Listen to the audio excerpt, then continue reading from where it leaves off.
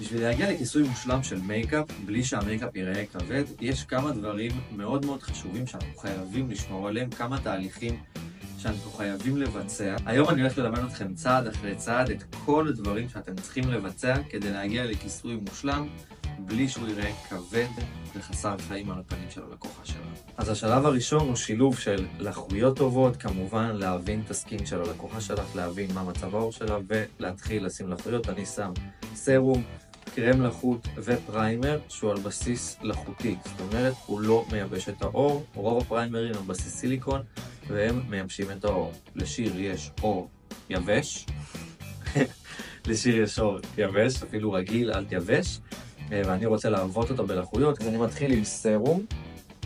התפקיד של סרום לגרום למוצרי הלחות שנשים אחריו לחדור יותר עמוק, יותר להשפיע, ובעצם הוא נותן לי יותר לחות לעור, אז אני משתמש בסרום באופן קבוע על עור יבש או רגיל שנוטה לי יבש.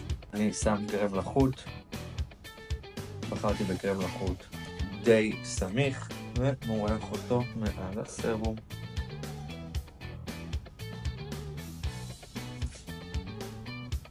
והשלב הבא שהוא לא חובה זה פריימר. לרוב הלקוחות אני לא שם פריימר, רק אם צריך. תהיו מדויקים עם מוצרי הטיפוח שאתם שמים לעור של הלקוחה שלכם. את הפריימר הזה אני שם בעיקר באזור התי, אני רוצה להעניק גלו, זה פריימר שנותן כמו אור לפנים בלי לראות מבריק כזה שימרי.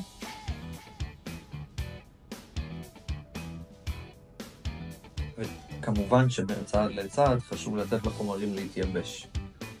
השלב הבא גם הוא לא חובה, אבל אני ממליץ עליו תמיד, אין שום סיבה לוותר עליו, זה קרם עיניים.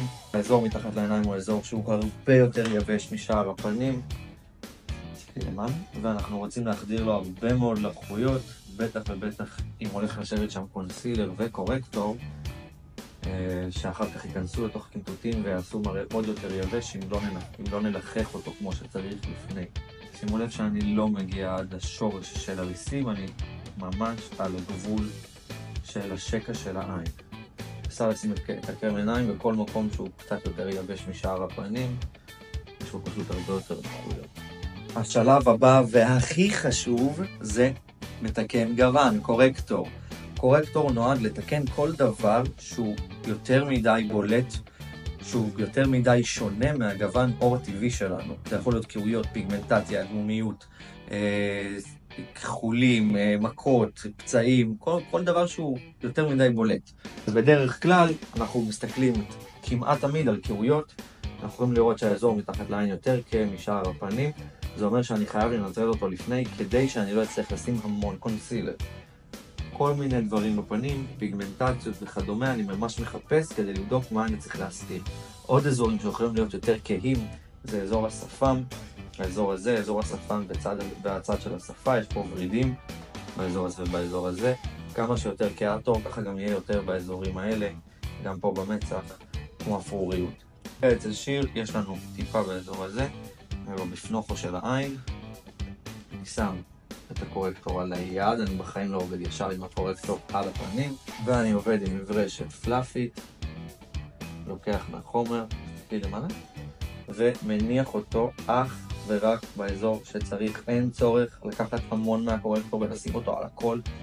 תהיו מדויקים איתו, כי אחר כך אתם צריכים להסתיר אותו, ואם יהיה יותר מדי קורקטור, אתם שוב תצטרכו להשתמש ביותר מדי מייקאפ. ממש נקודתית, רק על איפה שצריך, שכבה נורא דקיקה. גם התמקדתי פה שבאזור הזה יש תמיד כחלחלות, תראי צד שני, אז צריך לשים לב גם להסתיר אותה. ואת השאריות שיש על המברשת אני מפזר על האזורים האלה שהם טיפה יותר קיים. אני ממש רוצה להימנע מהאפרוריות במייקאפ ומלשים המון מייקאפ כמובן. אתם חושבות שאנחנו מגיעים למייקאפ אבל עדיין לא. עכשיו זה השלב של הקונסילר. שימו לב שיש הבדלים בין קונסילר לבין הערה. קונסילר נועד להסתיר, הערה נועדה להאיר. אפשר להשתמש בקונסילר כהערה, אבל הגוון שלו יהיה הרבה יותר בהיר והוא לא נועד להסתיר. אני לוקח קונסילר, הוא בערך בגוון עור שלה, הוא לא חייב להיות בדיוק, אני מעדיף שהוא יהיה טיפה יותר כהה מהגוון עור שלה, כהה יותר, מסתיר יותר. ישים אותו מדויק על אזורים שהם צריכים יותר כיסוי.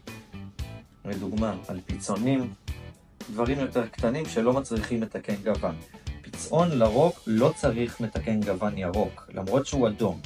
אלא אם יש משהו מאוד מאוד אדום בפנים, לרוב אני לא אשתמש במתקן גוון אחר חוץ מכתום.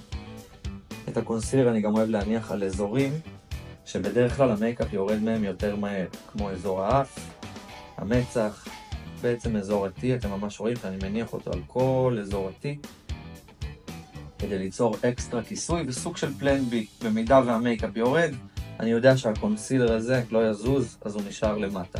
אני לא מכסה איתו את הכתום, אני ממש מנסה לשמור על כמה שפחות שכבות מתחת לעין. לעולם, בחיים, אין מצב כזה שאתם שמות מייקאפ אחד על הכוכב. תמיד לערבב לפחות שתי סוגים, אני גם יוצא שאני מערבב 3 ו-4. ההמלצה שלי זה ה-ST Lauder Double Wear וה-Face and Body של MAC. מייקאפ עם כיסוי מלא, יבש מאוד, חזק מאוד, עמיד מאוד, כבד מאוד. אי אפשר לשים אותו לבד, מי ששם אותו לבד, אוי ואבוי לו. לעומת מייקאפ קליל, כמעט מים על הפנים, מייקאפ שלא רואים שהוא מייקאפ, הערבוב של שניהם יוצר לי מייקאפ עם כיסוי מושלם, אבל שנראה כמו פילטר, שנראה כמו אור על הפנים, ותכף נראה את זה בפעולה. שמתי יחסים של חצי, אתם יכולים לראות שהפייס הבאדי הרבה יותר נוזלי מה-ST Lauder. אני מערבב את זה טוב עם משהו, לא לערבב את זה עם המברשת של המייקאפ, לא לקחת את המברשת של המייקאפ ולערבב את המייקאפ ואז ישר להניח, כפרה עליכם. תעבדו נקי, תעבדו מסודר, תערבבו טוב את המייקאפ לפני, תוודאו שהמייקאפ מעורבב טוב. קחו קצת מהקיסם אוזניים ותניחו ללקוחה באזור הזה, לא על הצוואר, לא פה. אני רוצה גוון שישלב לי, שיהיה בעצם קומפלקס של כל הגוונים שלה. שם את הגוון ומורח, רוצה לראות שהוא בעצם נמס לתוך האור. אני רואה שהוא קצת טיפה כהה, אני מוסיף טיפה משהו בהיר. אז הוספתי קצת קונסילר בהיר, בשלב הזה לא מעניין אותי מה להוסיף, העיקר לשנות לו את הגוון. אוקיי, זה הגוון שיצא לי, בואו נראה אותו. עכשיו הוא נעלם לי לתוך האור, אתם רואים? אי אפשר לראות אותו. פה אני עדיין רואה קצת קטמטמות. אני לוקח מברשת צפופה ואיכותית, המברשת של המייקאפ היא יותר חשובה מהמייקאפ עצמו, תאמינו לי. ולא לוקח ממרכז החומר, ממש לא. אני לוקח מהצד מעט חומר ופותח אותו על המברשת. אני רוצה לשלוט על הכמויות חומר שאני שם על הפנים ולא לשים המון חומר ואז לצאת משליטה. אני מתחיל מפה, שימו לב שאני עובד בתפיחות, אני לא מורח חומר על הפנים, אני רוצה אך ורק להניח את החומר על הפנים, זה מה שיצור לנו כיסוי גבוה. תנועה כזאת יוצרת בעצם כמו גרד, אנחנו מגרדים את כל החומרים ששמנו גם לפני וגם מה שאנחנו מניחים עכשיו, ואז המייקאפ יורד מהפנים ונהיה לנו מראה קייקי וגרגירי. עדיין לא מגיע עד הכתום, אבל אני על הגבול שלו, נכנס לכל האזורים הקטנים, וזה שכבה אחת של כיסוי, אוקיי? שכבה אחת. אני יכול להוסיף עוד שכבה באזורים שאני רוצה יותר כיסוי, אבל בגלל שנתתי הסתרה מדויקת עם הקונסילר והקורקטור לפני, לא צריך לשים המון מייקאפ, ואני רוצה שתשימו לב גם לכל האור הזה שיש לה בפנים, כאילו הפנים שלה לא מכוסות. ובסוף אני אוהב לשלב את הגוון לתוך הצוואר, לא לשים מייקאפ על הצוואר, אלא ממש מה שנשאר על המברשת.